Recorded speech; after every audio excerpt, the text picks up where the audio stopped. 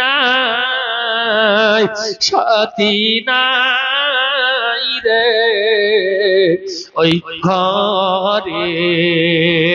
সুতরাং আমাদের মৃত্যুর পরে এমন একটা জায়গায় যেতে হবে যেখানে মাটি, শুধু মাটি, সেখানে কোনো সাথী নাই, আলো নাই, আমাদের কাছে কিছুই থাকবে না, শুধু আমলনামা।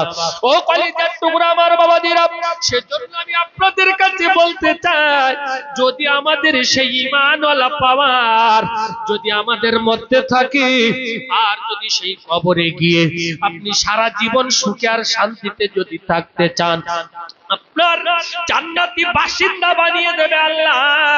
আমার আল্লাহ জানিয়ে দিলেন, বান্দারে আমি আল্লাহ তোমার জন্য জান্নাতের ব্যবস্থা করে দেব, যদি তোমরা আমাকে ঠিকমতো ইবাদত বন্দেগী করতে পারো, আমার ঠিকমতো তোমরা রাজি খুশি করতে পারো, তাহলে আমি আল্লাহ পৃথিবীর মতো 10টা পৃথিবীর মতো জায়গা হিসেবে জান্নাতের ব্যবস্থা করে দেব।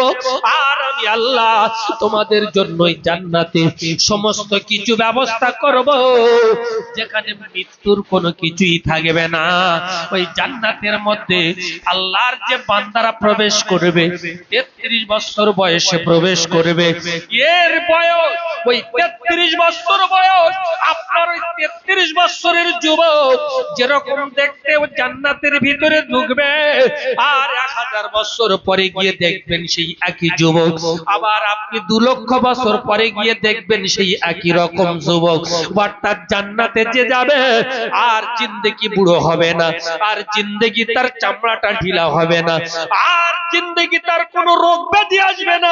আমি আল্লাহ ওই জান্নাতের ভিতরে আমি ওই ব্যক্তিদেরকে, অর্থাৎ জান্নাতি ব্যক্তিদের আমি আল্লাহ আমার জন্য যারা রেজামন্দি খুশি হাসিল করেছে, আমি আল্লাহ দুনিয়ার জমিনে যারা আমি আল্লাহ আমাকে আল্লাহ বলে মেনে নিয়েছে, রাসূলুল্লাহকে রাসূল বলে মেনে নিয়েছে, আমি আল্লাহ তাদের জন্য এই জান্নাতটা চিরজন্মের মতো হালাল করে দিলাম। জোরে বলো, আর একটু জোরে বলুন না সুবহানাল্লাহ, নারে তাকবীর। তাহলে এই জান্নাতের সার্টিফিকেট, আপনার যাওয়ার সার্টিফিকেট অর্জন করতে হলে কি করতে হবে? পৃথিবীতে যদি কটা দিন থাকার জন্য সব ডকুমেন্টস ঠিক করতে হয়, বাপের নামের সঙ্গে সব ঠিক থাকতে হবে, 6 জনের বেশি হলে গন্ডগোল। তাহলে আপনার এই জান্নাতে গিয়ে সারা জীবন আপনি সেখানকার জান্নাতের নাগরিকত্ব পাবেন। আপনি যেখানে বুড়ো হবেন, যেখানে আপনার চামড়া ঢিলা হওয়ার কোনো জায়গা নেই, যেখানে আপনার খাওয়া দাওয়ার কোনো টেনশন নাই, সেই জায়গায় আপনি যাবেন, সেই জায়গায় আপনি থাকবেন।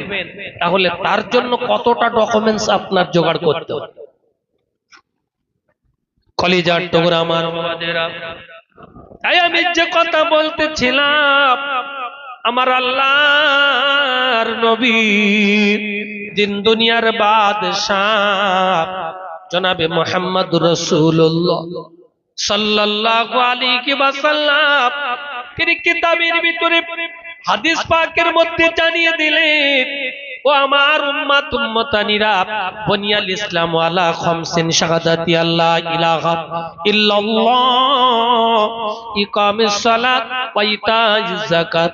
আমি আল্লাহর নবী তোমাদেরকে জানিয়ে দিই যে ইসলাম ধর্মটা, আমার আল্লাহর নবী বলছেন যে 5টা জিনিসের উপরে স্তম্ভভিত করা হয়েছে।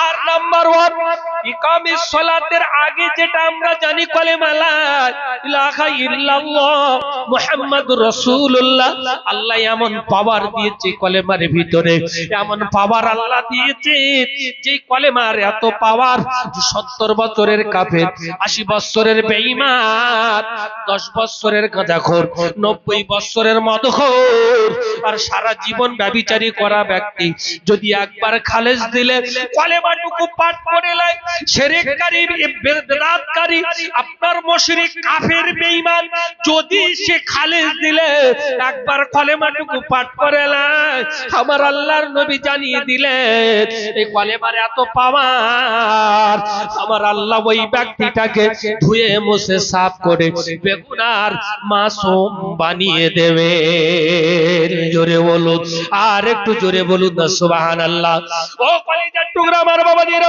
সেজন্য আমি আপনাদের কাছে বলতে চাই এই কোরআন যে আমাদের কাছে রাসূলুল্লাহর মুজিজা এই কোরআনের ভিতরে ঈমানিয়াতের কথা এসেছে ওয়াহদানিয়াতের কথা যেটা আপনার গোটা কোরআনের হাফ বলা যায় যে ঈমানিয়াতের কথা আর ওয়াহদানিয়াতের কথা আলোচনা ও কলিজার টুকরা আমার বাবাজিরা সেজন্য আমি বলতে চাই যে কলেমা ঈমান আজকে আমাদের কাছ থেকে দুর্বল হয়ে গেছে ঈমানটা আমাদের কাছে নাই ঈমানটা আমাদের কাছে আছে আমরাও বুঝতে পারি নাই কিভাবে আছে যেমন কোন ব্যক্তি যদি বিবাহ করে আর এই বিবাহ করার পরে তার কোনো কিছু বলা লাগে না যে বাবু তোমার স্ত্রী একটা জামা কিনে দেবে তোমার স্ত্রী একটা ভালো মানে আপনার ওই কি বলে শাড়ি কিনে দেবে একটা ভালো ঘর দিয়ে দেবে এসি লাগিয়ে দেবে টিভি লাগিয়ে দেবে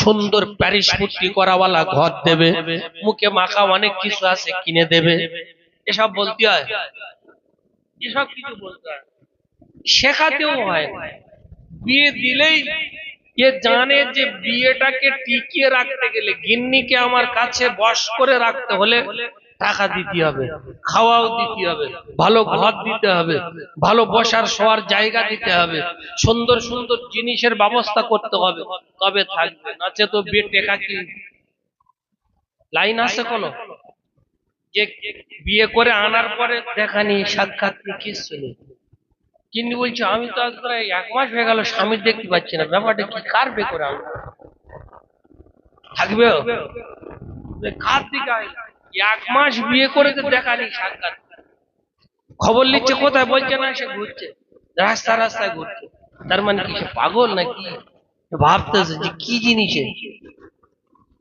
তারপর দেখা যাচ্ছে সে 1 মাস দেখা সাক্ষাৎ হলেও বাড়িতে আসে কিন্তু যখন বলছে আমার একটা শাড়ি কিনে দাও ছেড়ে গেছে বলছে না আমি তো শুধু তোমার বে করিস শাড়ি দেওয়ার কথা বলতে বলিনি বলছে আমার খাওয়া দাও 3-4 দিন হয়ে গেল খেতে পাই না বলছে না ওরকম কথা হয়নি তো আমার তো শুধু খালি বিয়ে করার কথা বিয়ে করিস তাহলে আমি তোমার খাওয়া দেবো থাকবে কিনি কোন পাগলের পাল্লায় পড়ি বলছি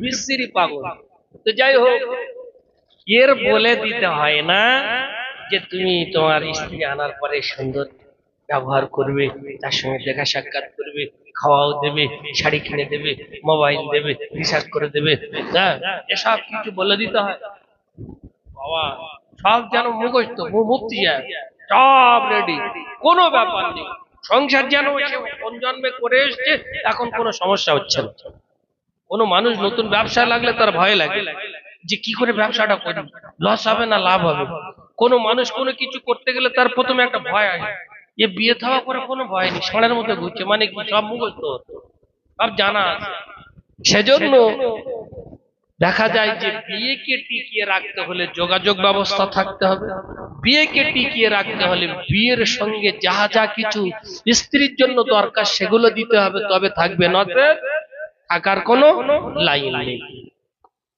আমার বাবাজিরা সেজন্য আমি আপনাদের কাছে বলবো যদিও আমি মুসলমান আমি আপনি ঈমানওয়ালার ঘরে জন্ম নিয়েছি কারণ নবীও জানিয়ে দিলেন যে প্রত্যেকটা বনি সন্তান বনি আদম কুল্লু বনি আদম প্রত্যেকটা আদম সন্তান কুল্লু মৌলুদুন ইউলাদু আলাল ফিতর সে প্রত্যেকটা আদম সন্তান ইসলামী শরীয়তের উপরে জন্মগ্রহণ করে মিল্লাতের উপরে ফিতরাতের উপরে আর তার বাপ যদি ওয়াইহাবিদানিহি ওয়াইনাসরানিহি তার বাপ তার মা যদি ইহুদি হয় নাসারা হয় খ্রিস্টান হয় হিন্দু হয় পাদ্রী হয় শিখ হয় ঈসাই হয় বৌদ্ধ হয় বাগদি হয় কাওরা হয় যাই হোক না কেন আর রাসূলুল্লাহ জানিয়ে দিলে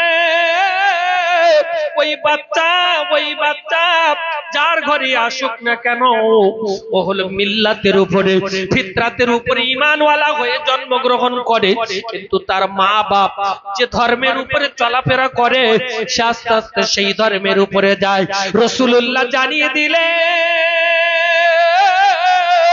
ওই বাচ্চাটা যদি মারা যায়, ওই কচি মাসুম বাচ্চাটা যদি মারা যায়, সাবালক হওয়ার আগে আগে সে যে ধর্মেরই বাচ্চা হোক না কেন, আমার আল্লাহ ওই বাচ্চাকে আমার আল্লাহর দয়ার জান্নাতের ব্যবস্থা করে দেন। জোরে বলুন, আর একটু জোরে বলে না সুবহানাল্লাহ। এজন্য প্রত্যেকটা মানুষ ইসলামের উপরে, ফিতরাতের উপরে, মিল্লাতের উপরে জন্মগ্রহণ করে। কিন্তু আমরা সেটাকে নিয়ে সৎ ব্যবহার করি না, অসৎ ব্যবহার করি। আমার বাবাদিরা, তাহলে এবারে ভালো করে বোঝার চেষ্টা করো। যদি বিবাহকে টিকিয়ে রাখতে হয়, স্বামী স্ত্রীর সম্পর্ক যদি বজায় রাখতে হয়, তাহলে আপনার স্ত্রীর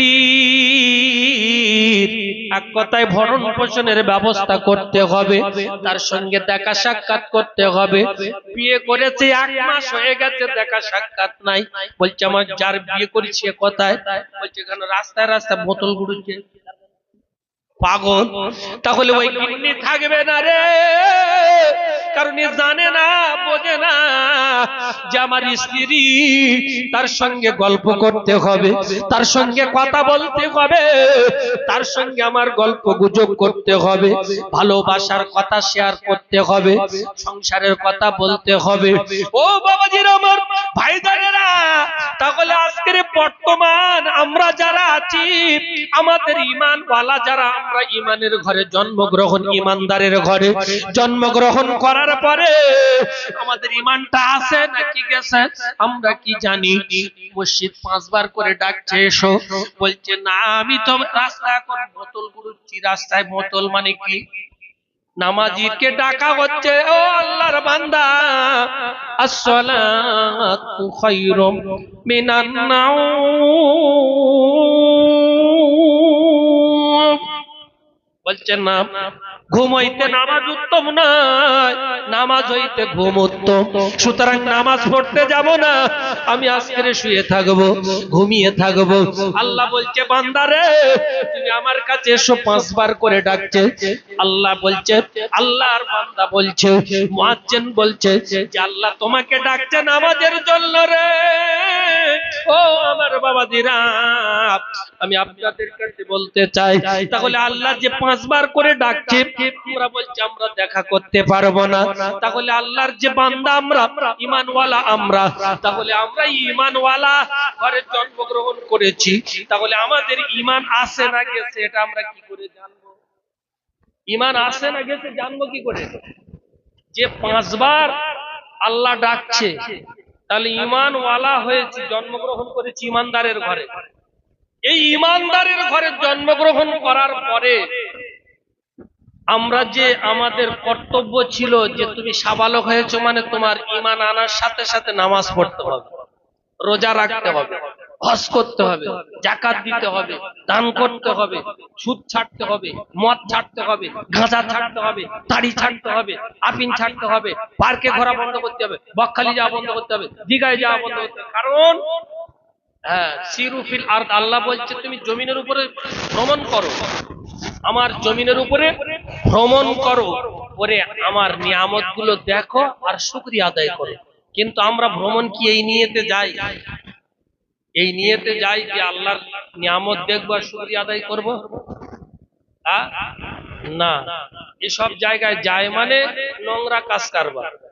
তাহলে এই যে এই সমস্ত কিছু আমরা করে বেড়াচ্ছি, ছাড়িনি। আল্লাহ রাসূল সাল্লাল্লাহু আলাইহি ওয়াসাল্লাম বলছেন যে তোমার ঈমান আনার সাথে সাথে তোমার দরকার ছিল নামাজ পড়া, রোজা রাখা, হজ করা, যাকাত দেওয়া।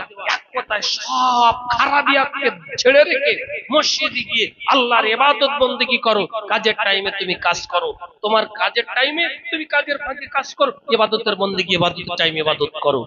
তাহলে কি হবে? তোমার আল্লাহর সঙ্গে সম্পর্ক বজায় থাকবে।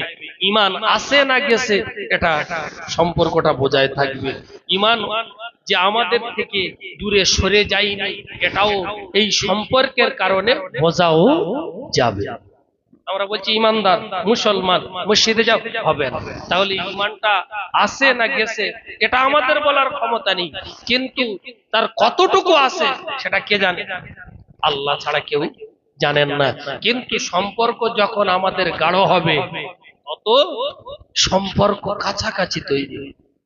কোন যদি মন্ত্রীর সঙ্গে দেখা সাক্ষাৎ করতে হয়, কোন ব্যারিস্টারের সঙ্গে যদি দেখা সাক্ষাৎ করতে হয়, কোন প্রফেসরের সঙ্গে যদি আপনার অনার্গল কথা বলতে হয়, তাহলে আপনার সেই যোগ্যতা লাগবে আর সেই পাওয়ার আপনার লাগবে।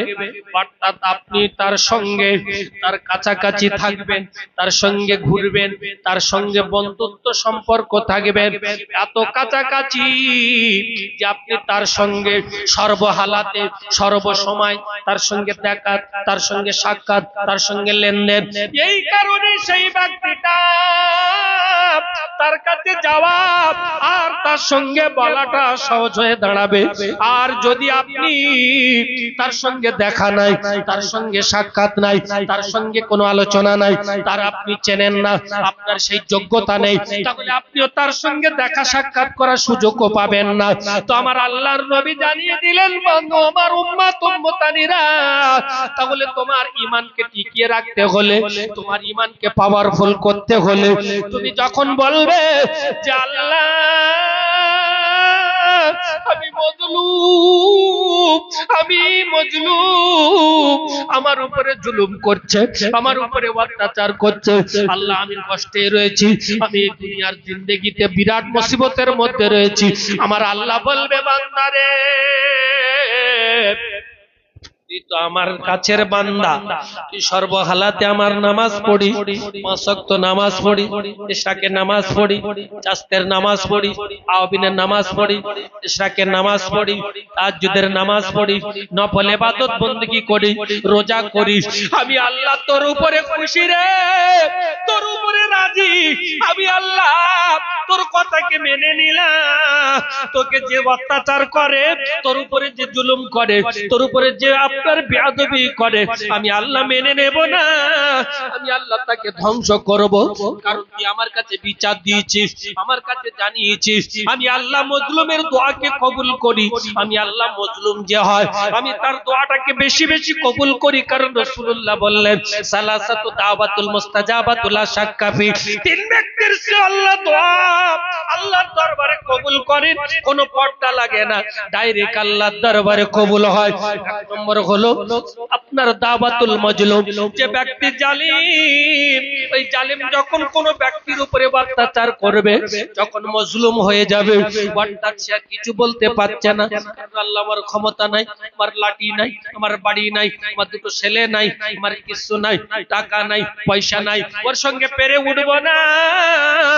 আমার আল্লাহ বলছে বান্দারি, 5 ওয়াক্ত নামাজ পড়নে वाला ব্যক্তি, তুই আল্লাহ वाला ব্যক্তি, তুই তাহাজ্জুদ পড়নে वाला ব্যক্তি, তুই আল্লাহর দরবারে আসবি, রোজা রাখনে वाला ব্যক্তি, তুই আল্লাহর দরবারে আমার দরবারে এসে বলবি আল্লাহ আমি পারিনি। আমার আল্লাহ বলবে বান্দারে তুই যে পারিসনি আমি আল্লাহ জানি রে, কিন্তু শুধু একটু অপেক্ষায় ছিলাম, তুই কি বলিস দেখি রে। আল্লাহর দরবারে বলবে আল্লাহ যে আমি পারিনি, আমি পারি নাই, পারি নাই রে। আমি আল্লাহর দরবারে যখন আমি আল্লাহর দরবারে এই মজলুমের শিকার, জুলুমের শিকার হয়ে মজলুম হয়ে আল্লাহর দরবারে দোয়া চাইব, আমার আল্লাহ ওই দোয়াকে কবুল করে তার মুহূর্তের মধ্যে ধূলিসাৎ করে দেবে। কারণ এটা রাসূলুল্লাহর ওয়াদা, আমার আল্লাহ ওয়াদা করেছেন। সেই জন্য আমার বাপজি, আমার ভাইজানেরা, সোনার চাঁদ মানিকেরা, যদি আমি আপনি দোয়া করছি আল্লাহর কাছে সর্বহালাতে যে আল্লাহ অমুকের মৃত্যু হয় না কেন, কেন আমাদের এত কষ্ট দিচ্ছে, আমাদের এত হয়রানি করছে, আমাদের এত এইসব করছে, এসব হচ্ছে, কিন্তু কিছু হয় না, আমাদের দোয়া কবুল হয় না। কারণ কি? আমরা যারা আল্লাহর কাছে দোয়া করছি, আমাদের দোয়ার কোনো তরিকা নাই, আমাদের দোয়ার কোনো পদ্ধতি নাই, আমাদের দোয়ার কোনো রকমের নিয়ম কানুন নাই। ডাক্তার বলছে বাবু তোমার পায়খানা করছে, তোমার স্যালাইন দিতে হবে, তোমার ইনজেকশন নিতে হবে, তোমার ইনজেকশন নিতে হবে, তোমার অনেক রকমের ব্যবস্থা ওষুধ পালা আছে সেগুলো খেতে হবে, টাইমে টাইমে খেতে হবে। এ বলছে ডাক্তার যখন দিয়েছে যখন তখন খাবো, অসুবিধা